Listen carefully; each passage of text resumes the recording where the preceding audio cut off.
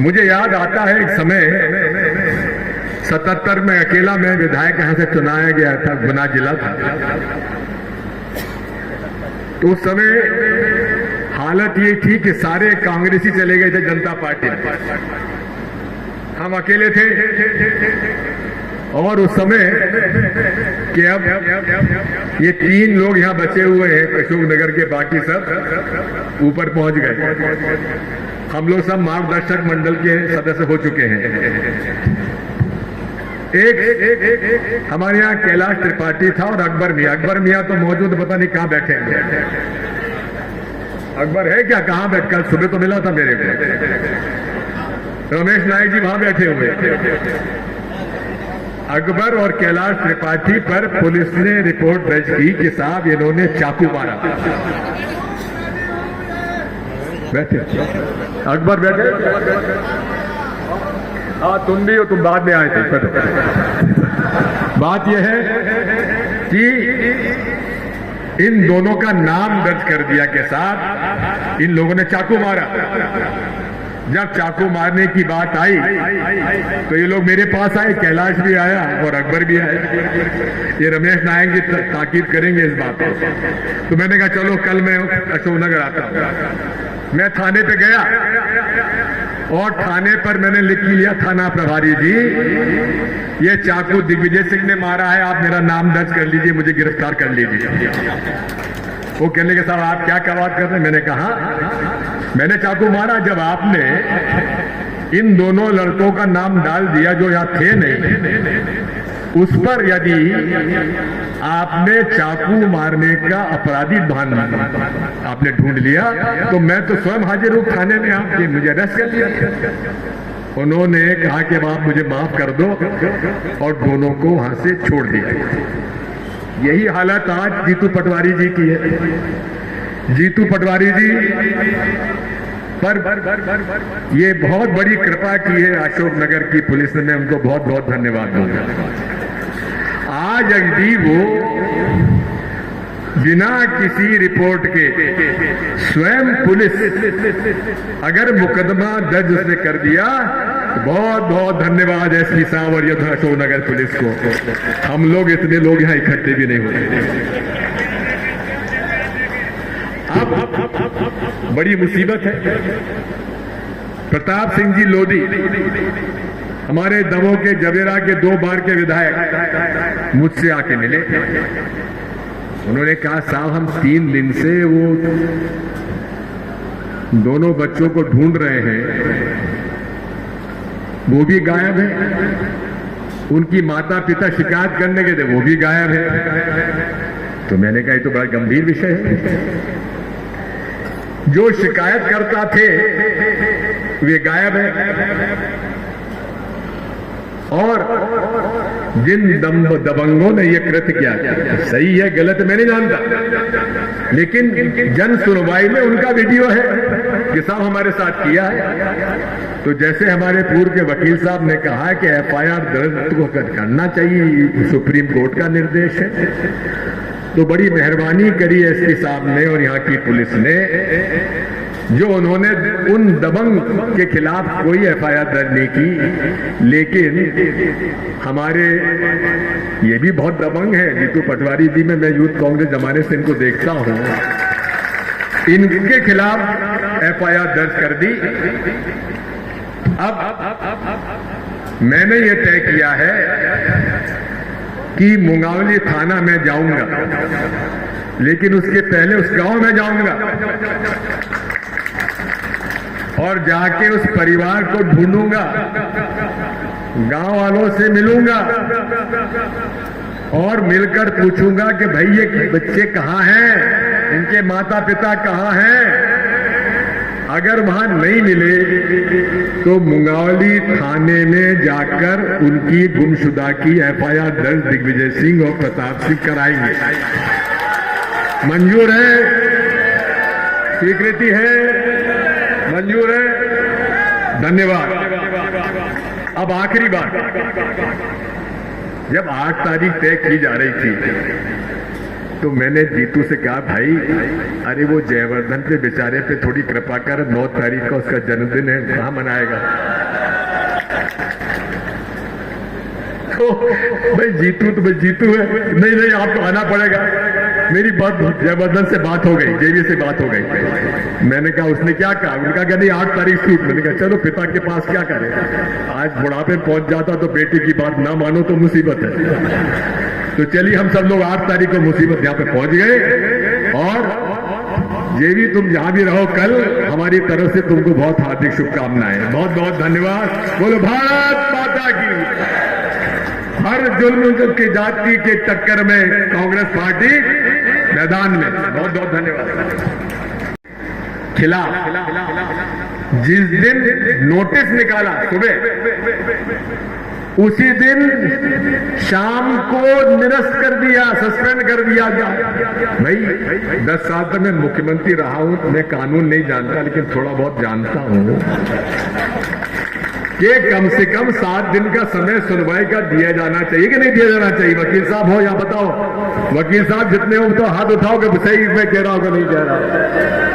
देना चाहिए, लेकिन गोपाल सिंह जी को 7 दिन का मौका नहीं दिया।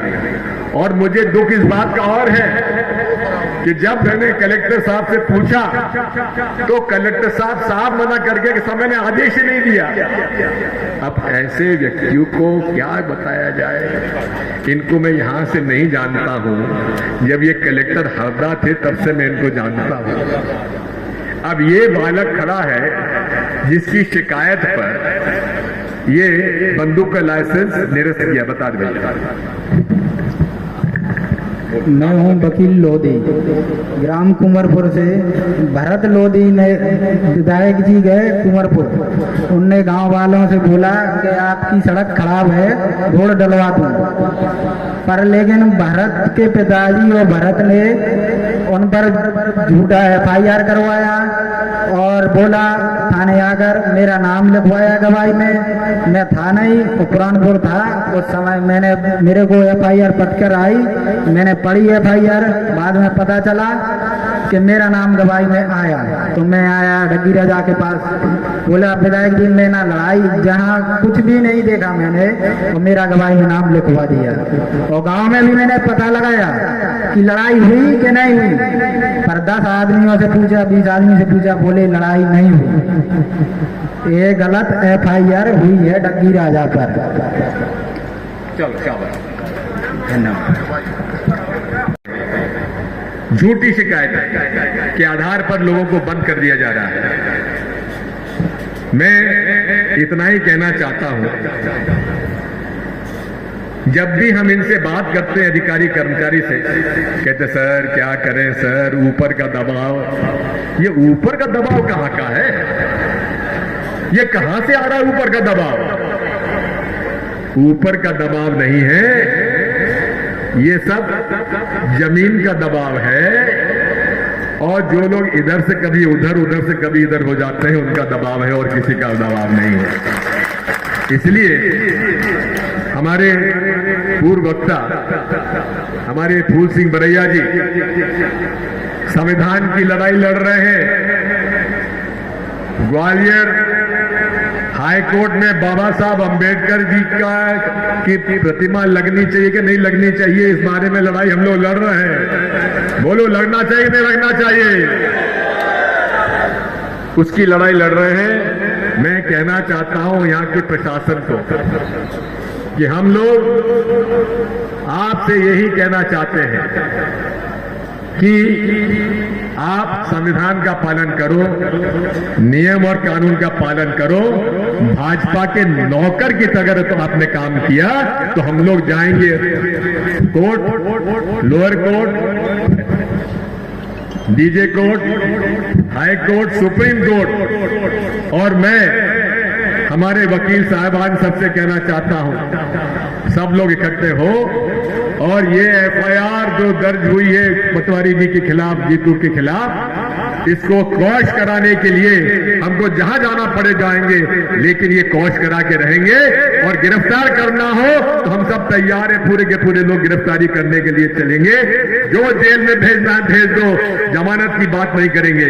बहुत बहुत धन्यवाद। ऐसी पुलिस नहीं देखी जो इतनी घबराई हुई है।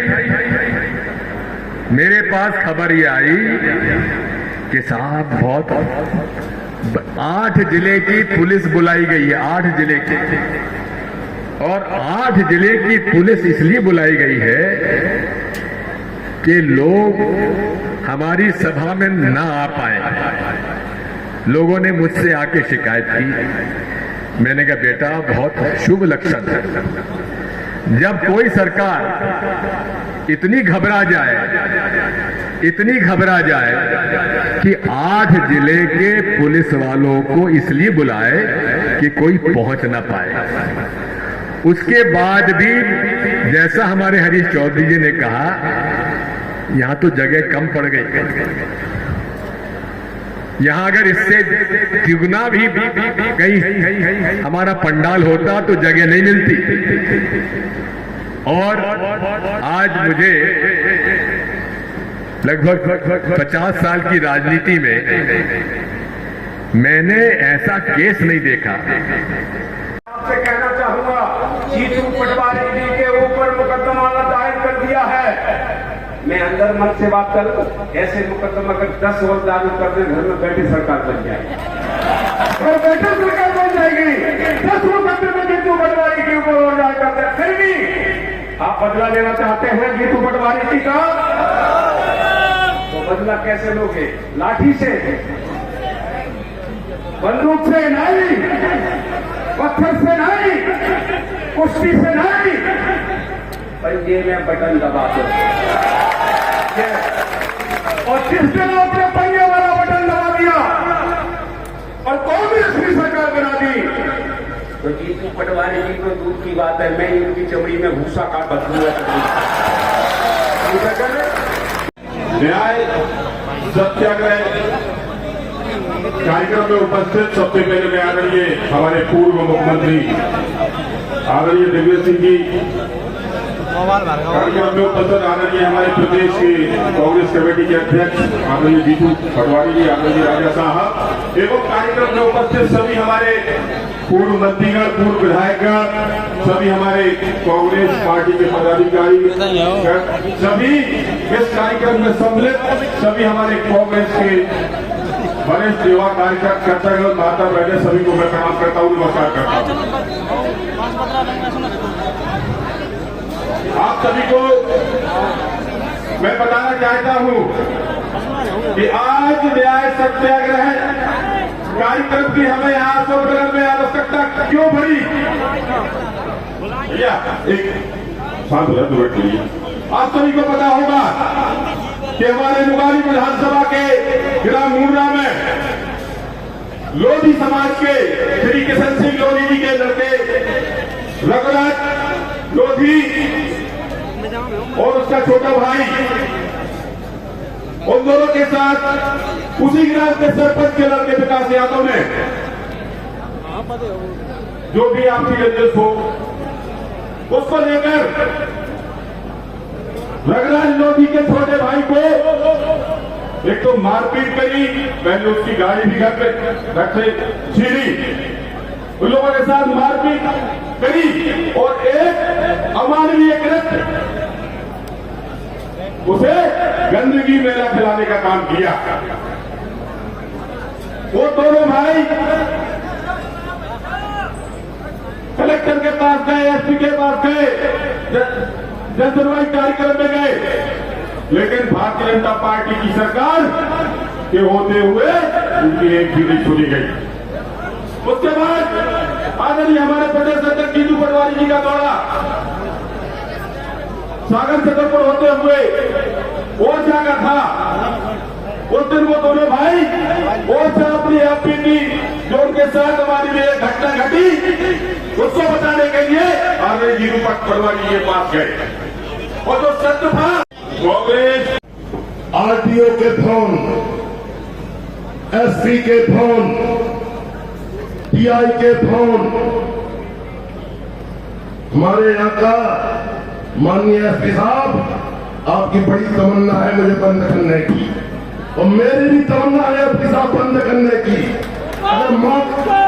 अगर मौका टूट दिया हो तो कर लेना मुझे बंद।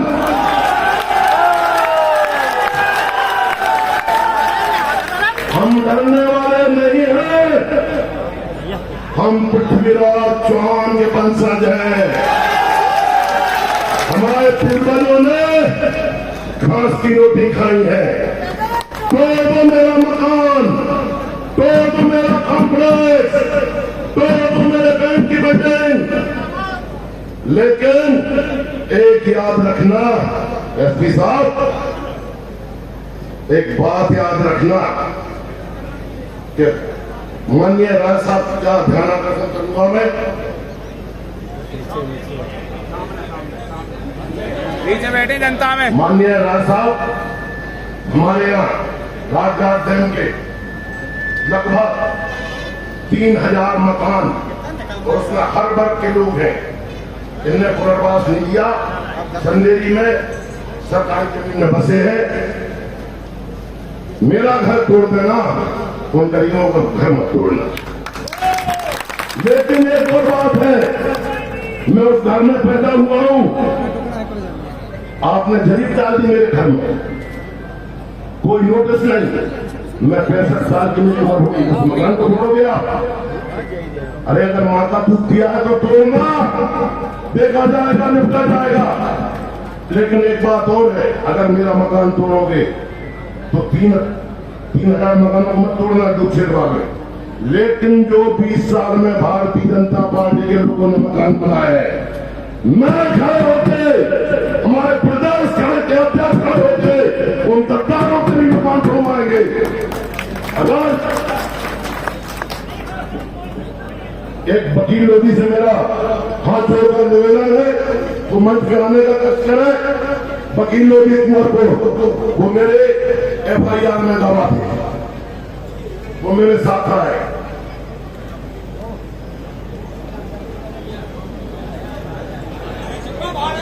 वकील लोधी मेरे साथ आए। एक कुंवरपुर गांव की घटना है, लोधी समाज का गांव था, वहां पर मंदिर निर्माण के लिए रास्ता रोक दिया गया। मैं एक पंचायत में गया, वो भारतीय जनता पार्टी के एक मंडल अध्यक्ष है भरत लोधी, उनको मैंने समझाया कि भैया तुम धर्म की बात करते हो, भगवान की बात करने वाले भगवान का रास्ता रोक रहे हो। तो उसमें से गांव वालों में आपस में कुछ कहा सुना हो गया। उसमें ये रिपोर्ट की गई कि विधायक जी ने बंदूक बढ़ाई, मेरे 32 रिवॉल्वर का लाइसेंस कैंसिल कर दिया, मेरी राइफल का लाइसेंस कैंसिल कर दिया। आप क्या हत्या करना चाहते हो मेरे लाइसेंस कैंसिल करके मेरी, और हत्या भी हो जाए कांग्रेस पार्टी के लिए, तो मैं अपनी बलि देने के लिए तैयार हूं। और यहाँ पर वकील लोधी किसी वजह से नहीं पहुंच पा रहे हैं।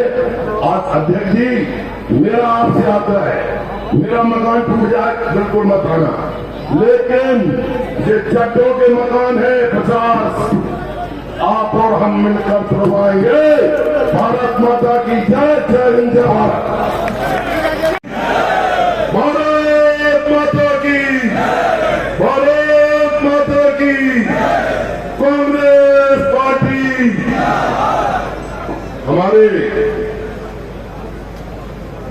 प्रदेश के पूर्व मुख्यमंत्री और मेरे पिताकुल परमादरणीय दिग्विजय सिंह जी, हमारे जुझारू, शानदार, जानदार, जिनके प्रदेश अध्यक्ष बनने से पूरी कांग्रेस में क्रांति आ गई है, ऐसे जीतू पटवारी जी, युवाओं के हृदय सम्राट परम श्रद्धेय जयवर्धन सिंह जी,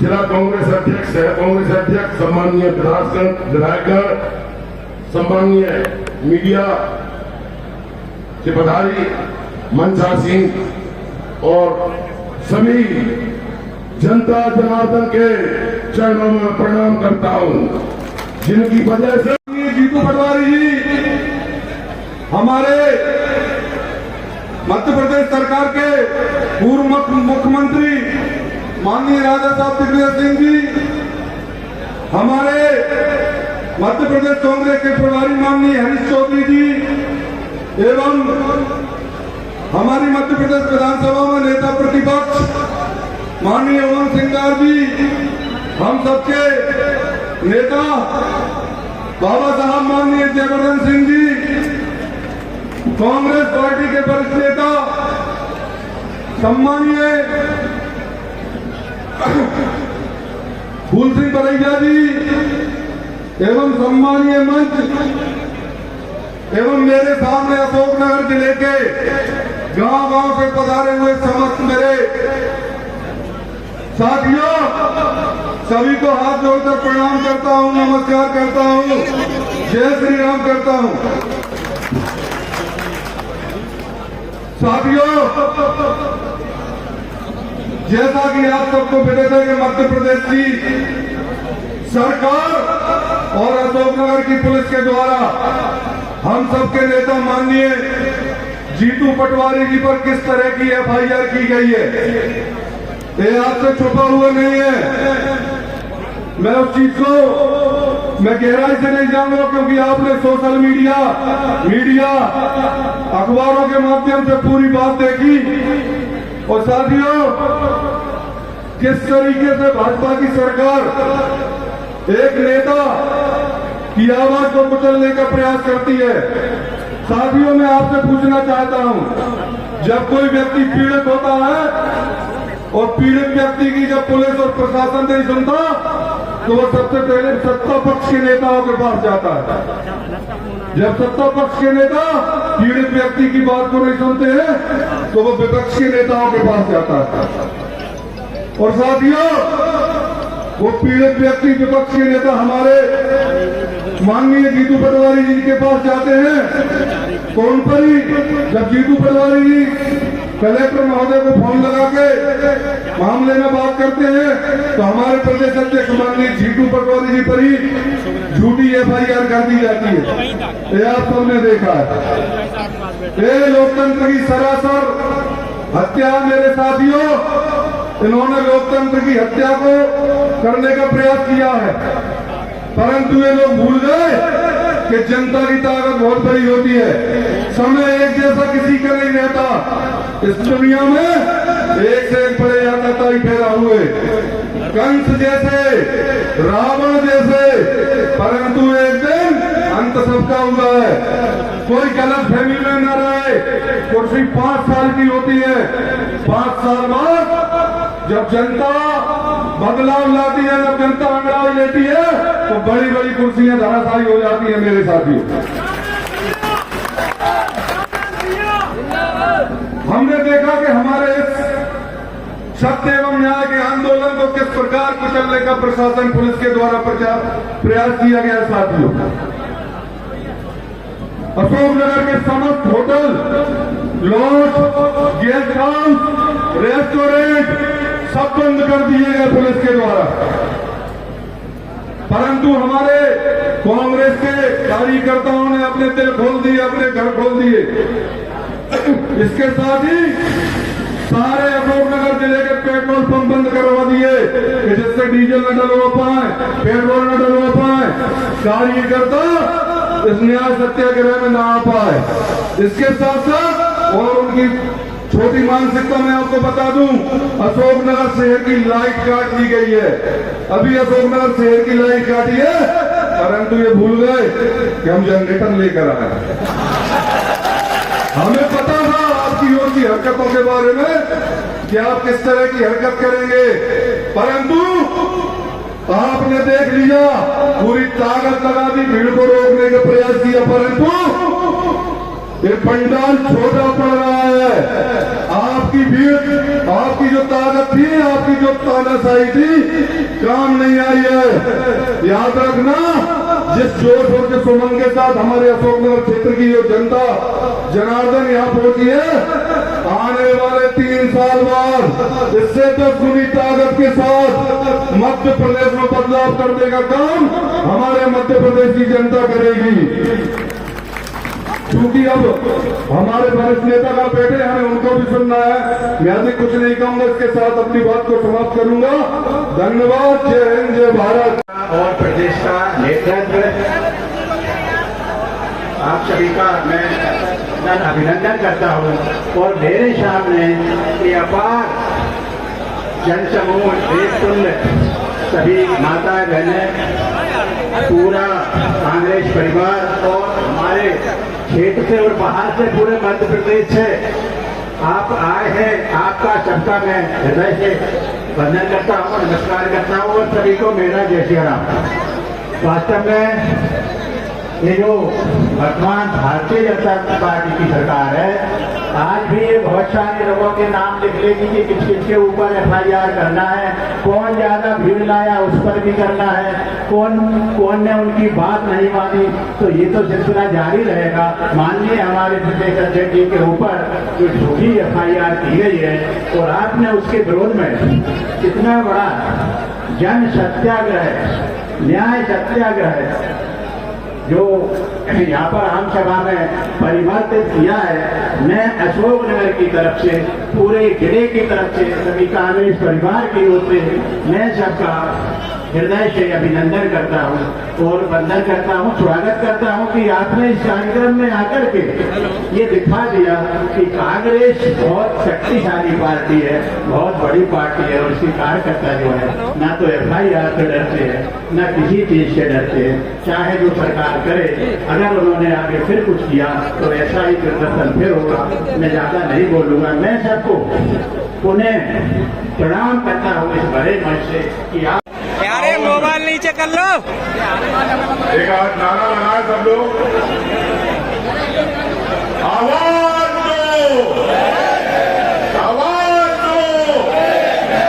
पीछे वाले चम्मल के लोग खून गरम रहता है, बंदूक हाथ पे रहती है, आवाज नहीं आ रही। आवाज दो, आवाज दो। साथियों, FIR हुई,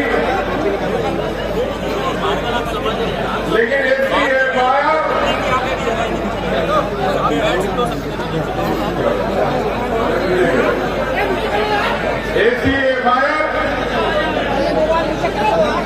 कई छोटे छोटे कार्यकर्ताओं पे हो रही है पूरे प्रदेश के अंदर।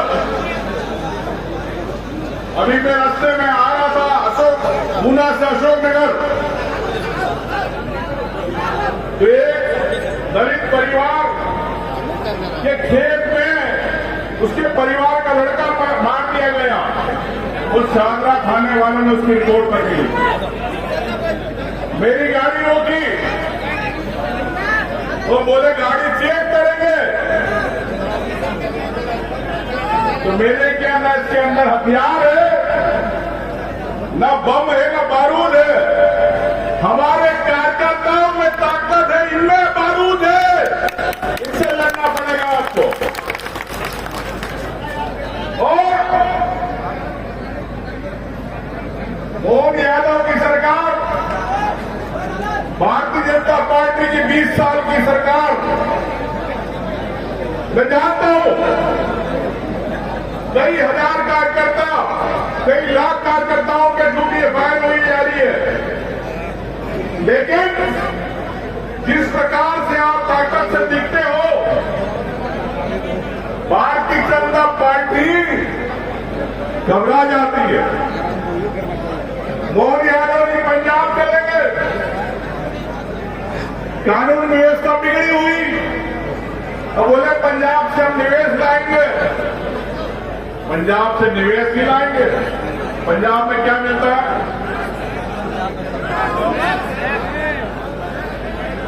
ड्रग्स के अलावा मुर्रा भैंसें भी मिलती है, भैंस लेने गए वहां पे। ये निवेश है। मोहन यादव जी के पास कई डिपार्टमेंट है लेकिन नहीं संभाल पा रहे। जेसीबी चल रही है गरीब के झोपड़े में, वो सरकार के लोग जेसीबी से माल भर रहे हैं, पूरा लोड भर रहे हैं। ये है भारतीय जनता पार्टी की सरकार जो आपके पैसे को लूट रही है, आपको मजदूरी नहीं दे रही मनरेगा की, आपको बिजली समय पे नहीं देती, आप किसान को खास समय पे नहीं मिलती, युवाओं को नौकरी नहीं मिल रही। पिछड़ों की बात है, जब कोर्ट आदेश करता पिछड़ों को नौकरी की बात, आरक्षण देने की बात, मोहन यादव इन्हीं पिछड़ों के कंधों पे रखकर शिवराज जी इन पिछड़ों के कंधों पे पैर रख के मुख्यमंत्री बने, लेकिन आप पिछड़ों की आवाज नहीं सुनी जाती। बार बार कहा जाता कोर्ट, मोहन यादव जी कहते हैं कि कोर्ट ने निर्णय लिया। सरकार के मुख्यमंत्री आप हो, जब कोर्ट में जब बात जाती है जब सरकार नहीं निर्णय लेती है, लेकिन निर्णय ले रहे हो आप, क्यों नहीं लेना चाहते इन पिछड़ों के लिए, प्रदेश के युवाओं के लिए? क्या आप चाहते हैं कि पिछड़े का युवा छात्र पढ़ने वाला डिप्टी कलेक्टर नहीं बने, टीआई नहीं बने, तहसीलदार नहीं बने? क्या सिर्फ खेत के अंदर मजदूरी करे अपने खेत में? यह है इनकी सोच। मैं आपसे कहना चाहता हूं साथियों कि एफआईआर का मतलब भी क्या है? फर्स्ट इंफॉर्मेशन रिपोर्ट, प्राथमिक रिपोर्ट। लेकिन अब एफआईआर का मतलब क्या हो गया भारतीय जनता पार्टी की राज में? फंसाने की इरादे की रिपोर्ट। ये एफआईआर का मतलब हो गया कि आप फंसाओ के इरादे से रिपोर्ट करो। ये एफआईआर का मतलब ये भाजपा की सरकार में ने बदल दिया। अगर कोई सवाल उठाता है तो जांच एजेंसी आ जाती है, ईडी आ गई, सीबीआई आ गई, लोकायुक्त आ गया, आपकी आवाज को रोका जाता है। कोई कलाकार अगर अपनी आवाज के बाद मोदी के खिलाफ, सरकार के खिलाफ, तो उसको रोक दिया जाता है।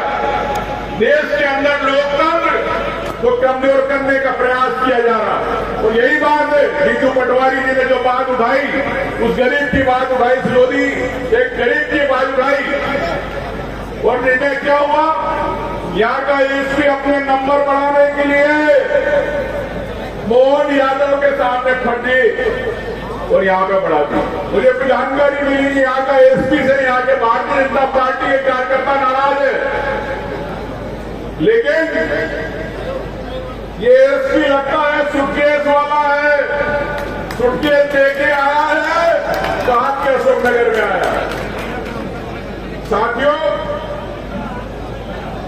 निश्चित तौर से आज हमें डरने की आवश्यकता नहीं है, और मैं आपसे विश्वास दिलाता हूं कांग्रेस पार्टी की तरफ से, राहुल गांधी पे आज देश में कई एफआईआर है, लेकिन उन्होंने सच के रास्ते को छोड़ा नहीं, आपके न्याय के लिए आपके साथ खड़े रहे। आज अगर आप पे एक केस है, मैं आपसे कहता हूं कि भविष्य के अंदर 2028 में जब कांग्रेस की ताकत के साथ सरकार बनेगी, एक एक व्यक्ति का केस वापस लिया जाएगा। ये कांग्रेस पार्टी की तरफ से मैं आपको विश्वास दिलाता हूं। कई लोग हैं बोलने वाले, लेकिन मैं आपको विश्वास दिलाता हूं कि आपकी लड़ाई विधानसभा 28 से चालू हो रही है। हम विधायकों की तरफ से मैं कहना चाहता हूं, हमारे विधायकों की तरफ से, कि आपकी हर व्यक्ति की लड़ाई हम विधानसभा में सड़क से लेकर सदन तक पहुंचाएंगे। यही मैं विश्वास के साथ कहना चाहता हूं। धन्यवाद। जय हिंद। ये टोपी वाले भैया शांत रहोगे तो कर ध्यान रखो।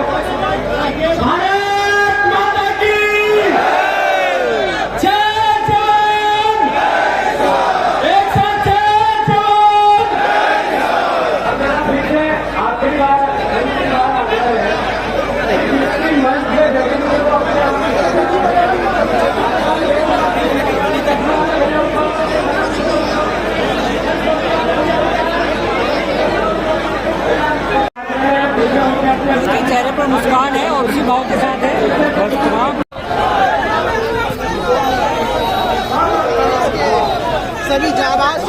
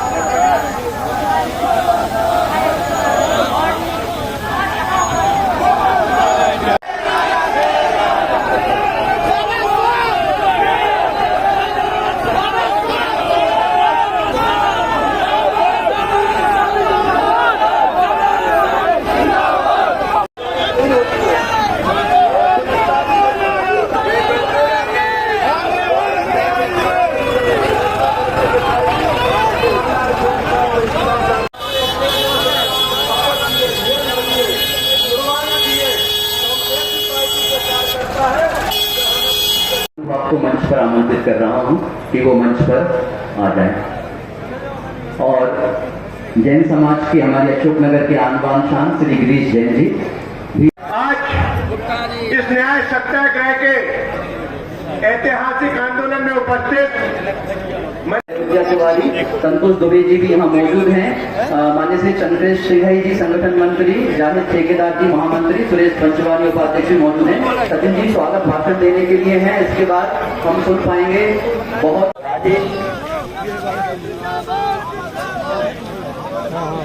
सचिन जी के बाद करेंगे बाद में तो हो ही जाएगा। अभी जबरदस्त भोजन रखा है।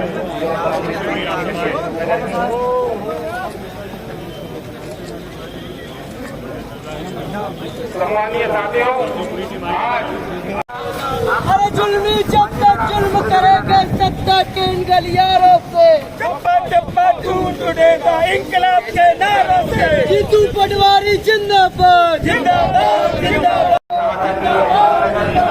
जीतू पटवारी हम तुम्हारे साथ। सत्ता की दमनकारी नीतियों ने जितना दबाने की कोशिश की है, आज मध्य प्रदेश का पूरा मीडिया यहाँ पर मौजूद है। पूरे प्रदेश में ये लगभग 20 साल से भाजपा की सरकार है और आज यदि कोई अधिकारी जिसकी सर्विस 20 साल के बाद लगी है, उसने भाजपा का ही शासन देखा है, कांग्रेस का शासन तो केवल 1.5 साल देखा। इसलिए धीरे धीरे ये हो गया है कि भाजपा का काम करोगे तो तुम्हें जिला कलेक्टर बना देंगे, जिला एसपी बना देंगे, अच्छे कामों पे पोस्ट पे भेज देंगे। उसके कारण पूरे तरीके से प्रशासन तंत्र जो है भाजपा के कार्यकर्ता के रूप में काम कर रहा है। अब आपका अशोकनगर का उदाहरण, अशोकनगर के 2 लड़के जब हमारे प्रदेश अध्यक्ष, प्रदेश कांग्रेस के अध्यक्ष जीतू पटवारी जी जा रहे थे ग्वालियर, रात को वो ओरछा रुके। ओरछा में वहां 2 बच्चे जाते हैं, ज्योति समाज, राजगोपाल और उसके साथ एक और गजराज, वो जाते हैं। वो शिकायत होते हैं उनके सामने कि साहब हमको जिन लोगों ने मल खिलाया, भ्रष्टा खिलाया, मजबूर किया, हमने रिपोर्ट की और आज तक उस पर कोई कार्रवाई नहीं। तो प्रदेश कांग्रेस के अध्यक्ष ने उनके सामने ही जिला कलेक्टर साहब को फोन किया और कहा कि मेरे पास शिकायत आई है, इसकी आप जांच करिए और आप कार्रवाई करिए। इसमें कौन सा गुनाह किया? प्रदेश के विपक्ष के सबसे बड़ी पार्टी की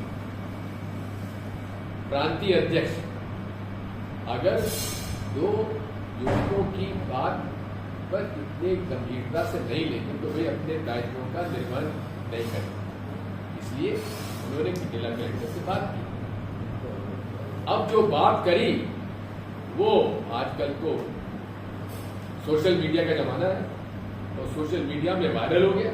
अब वायरल हो गया तो हड़कंप मचा पुलिस में, प्रशासन में। उनके साथ इतने गंभीर घटना पे अभी तक कार्रवाई क्यों नहीं हुई? मांग क्या थी कि उनके खिलाफ कार्रवाई करो, एफआईआर दर्ज करो, उनको गिरफ्तार करो, यही तो मांग थी। उस दिन के बाद पुलिस हरकत में आई और पुलिस ने उन दो लड़कों को पकड़ लिया और उसके बाद से वो दोनों लड़के गायब हैं, परिवार के साथ नहीं है, गांव में भी नहीं रह रहे हैं। कहां गए भाई? हमने मांग की थी गिरफ्तारी उसकी जिसने मजबूर करके वहां पे उनको फल खिलाया। उसके खिलाफ तो कार्रवाई हुई नहीं, पुलिस ने की। किसके खिलाफ कार्रवाई की? उन्हीं जो बच्चों से ये कहलवाने के लिए पुलिस का दबाव बनाया, उनको मारा गया, पीटा गया और आज तक वे गायब। जन सुनवाई का वीडियो भी आपने देखा होगा, खुलेआम वो कह रहा है जन सुनवाई किसके लिए है? प्रशासन ने उस जन सुनवाई के आधार पर मुकदमा दायर क्यों नहीं किया? हमारा प्रश्न ये है, जिस थाने में हुआ है उस थानेदार के खिलाफ एसपी साहब ने कार्रवाई क्यों नहीं की? ये भी अजीब बात है। कार्रवाई किस पे हुई? प्रदेश कांग्रेस के अध्यक्ष जी के ऊपर मुकदमा कायम हो गया। अरे भाई, हमारा कसूर क्या है? प्रदेश कांग्रेस के अध्यक्ष जी का कसूर क्या है? कसूर यह है कि उन्होंने दो युवकों की बात को गंभीरता से लेते हुए जिस व्यक्ति ने उनके खिलाफ ये किया उसको खिलाफ पुलिस कार्रवाई करे, ये मांग की। इस मांग में क्या खराबी है? अब उनके खिलाफ एफआईआर दर्ज हो गई। हम तो वकील नहीं है कौन कौन सी धारा में, लेकिन एफआईआर दर्ज हुई। मैंने एसपी साहब को फोन लगाया, मैंने कहा भाई आपके यहाँ एफआईआर दर्ज अगर हुई है तो कोई शिकायत करता तो होगा। कौन ने शिकायत की है? कि साहब शिकायत करता कोई नहीं। तो मैंने कहा फिर एफआईआर कैसे दर्ज हुई? साहब स्वयं पुलिस ने उन पर एफआईआर दर्ज की। मैंने कहा उनका जुर्म क्या है? तो उन्होंने कहा साहब ये धारा है। हमने कहा ठीक है कि सर ऐसी कोई बात नहीं है, उनको हम गिरफ्तार नहीं करेंगे। मैंने कोई एहसान करोगे? हम तो गिरफ्तारी देने आए, करो गिरफ्तार। एफआईआर जब तुमने दर्ज की है, जांच तुम्हारी अब पूरी हो जाना चाहिए, 3 दिन बीत गए, गिरफ्तार क्यों नहीं करते? तो उनके साथ गिरफ्तारी देने के लिए हम सब यहाँ इकट्ठे हो रहे हैं और ये दबाव की राजनीति जो कर रही चलेगी नहीं। अब हम लड़ाई लड़ेंगे। जेल भेजोगे? जाएंगे जेल। कितने दिनों को जेल भेजोगे? ये कोई ब्रिटिश हुकूमत नहीं है, ये कोई राजतंत्र नहीं है जो राजा कहे सो सही। संविधान है बाबा साहब का, पंडित जवाहरलाल नेहरू का, सरदार पटेल का, अब्दुल कलाम आजाद साहब का, बाबा साहब अम्बेडकर का, महात्मा गांधी का। नियम और कानून का पालन करो, नहीं तो हम लोग लड़ाई अब अदालत में भी ले जाएंगे और आखिरी दम तक लड़ाई लेंगे।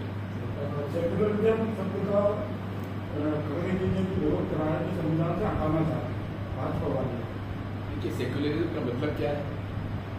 सर्वधर्म समभाव, यही तो है। धर्मनिरपेक्ष का मतलब होता है हम लोग किसी एक धर्म की सरकार नहीं होगी, सबकी सरकार। अब सबकी सरकार में हिंदू भी है, मुसलमान भी है, ईसाई भी है, सिख भी है, बौद्ध भी है, जैन भी है, पारसी भी, ये सब भारत के नागरिक है कि नहीं? हर भारत के नागरिक को अधिकार पूरा होना चाहिए कि नहीं होना चाहिए? बताइए कि भारतीय संविधान में, तो इसमें क्या दिक्कत? यही सेक्युलरिज्म, सर्वधर्म समभाव, यही सनातन धर्म है। सब धर्मों का सम्मान करना ही सनातन धर्म है, और यही इस्लाम में भी है, यही बाइबल में भी है, और ये सिख धर्म में भी है। गुरु नानक का ग्रंथ पढ़ लो, गुरु नानक जी ने तो वो अद्भुत ग्रंथ लिखा है। आरएसएस अपना 16 वर्ष कार्यक्रम मनाने जा रही है, उसके चलते तो घर जागरण का हम सब देखो, हम सब भारत के नागरिक हैं, अभिव्यक्ति का हमारा अधिकार है, सबका अधिकार है।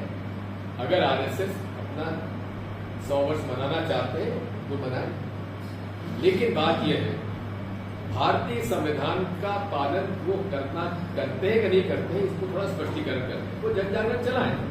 लेकिन हमारा एक प्रश्न केवल है, क्या भारत संविधान का वे पालन करते हैं, उसको वो मानते हैं, हाँ या नहीं? ये हमारा हमसे प्रश्न है, ठीक है। अब बात यह है कि संविधान को आरएसएस ने हमेशा विरोध किया, सन 50 से उसका विरोध किया। बाबा साहब अम्बेडकर के पुतले जलाए, तिरंगा झंडा जलाया, खुलेआम विरोध किया। मोदी जी जब जाते हैं सदन में तो संविधान को अपने मस्तिष्क में लगा के सम्मान करते हैं। जब मोदी जी प्रधानमंत्री, मुख्यमंत्री शपथ लेते हैं, मंत्री शपथ लेते हैं, तो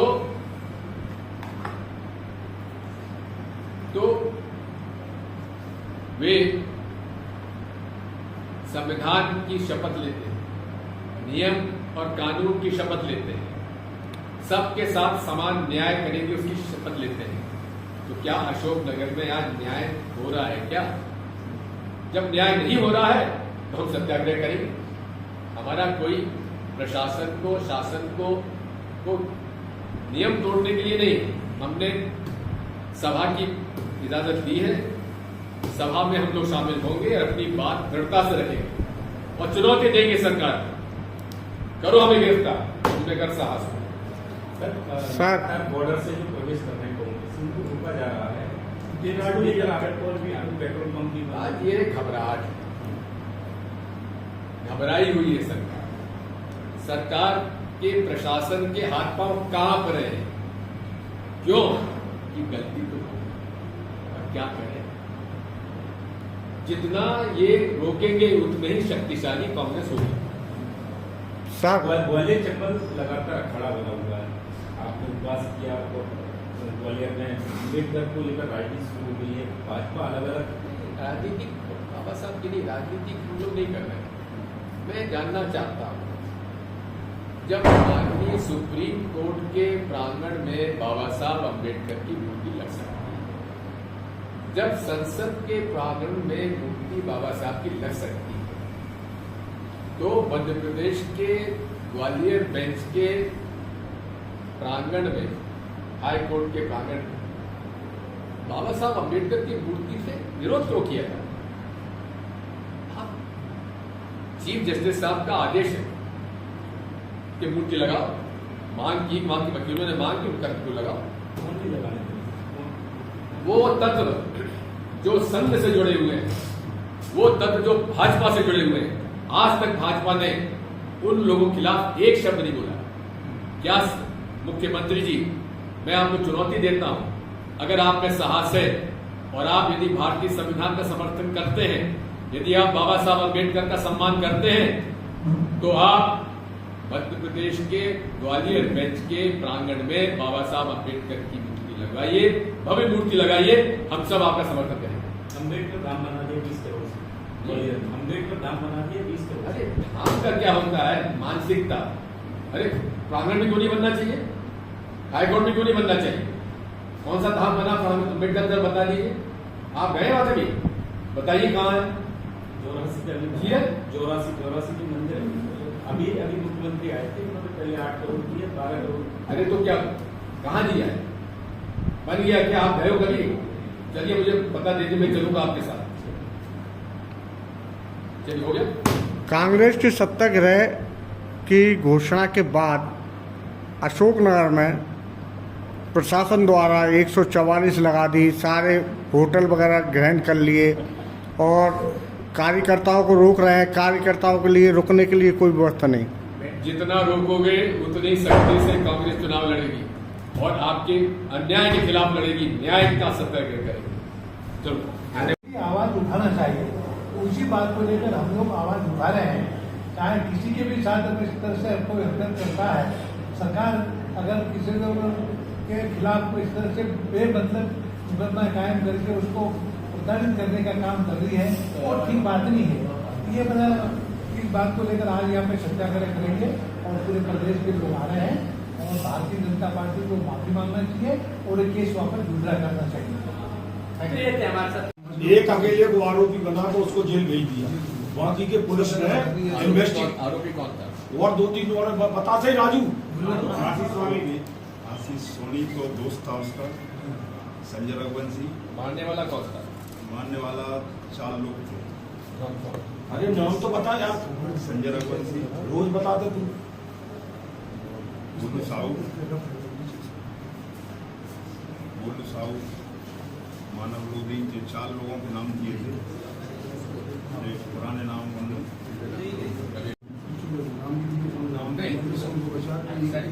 आमने सामने हुआ, झगड़ा हुआ, बॉडी गड़बड़ करे उसको अदालत में ले खड़ा करो। ये मत करो।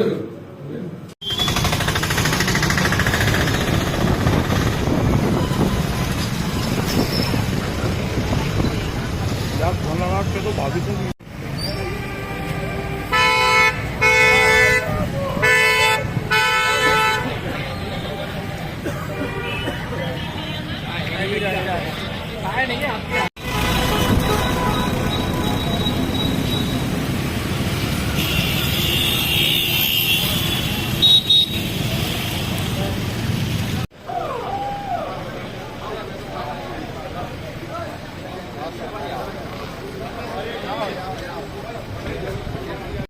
ऐसी कही है, ऐसी कही आ जाए हिंदी सुनवाई हुई ऐसे कच खेल पड़ती है, जब व्यक्त ही घटती जो